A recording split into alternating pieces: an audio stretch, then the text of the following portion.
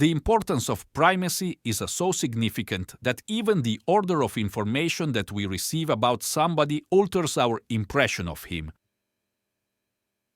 Take a look at these two lists of words. A. Cold person, industrious, critical, practical, and determined. B. Warm person, industrious, critical, practical, and determined. In this study by Harold Kelly, 1950, students who read the description of an upcoming guest lecturer on list A had a harsher perception of him than those who read from list B. As you can see, the words are identical, except for the first one.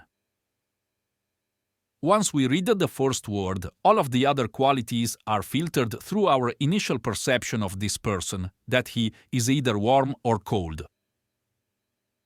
Make that initial moment the very best, and the rest of your conversation will be filtered through it, thereby creating a highly favorable impression. Again, that is why smiling is so important. You can do it right away, and it says so much about you, and all positive.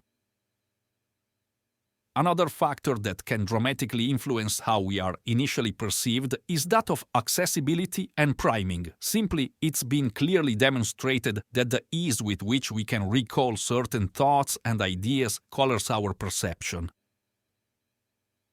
In a study showing just this, Higgins, Rawls, and Jones, 1977, those who had memorized the words reckless, conceited, aloof, and stubborn later formed negative impressions of a fictitious person. They viewed him as arrogant and as a person who needlessly took dangerous chances.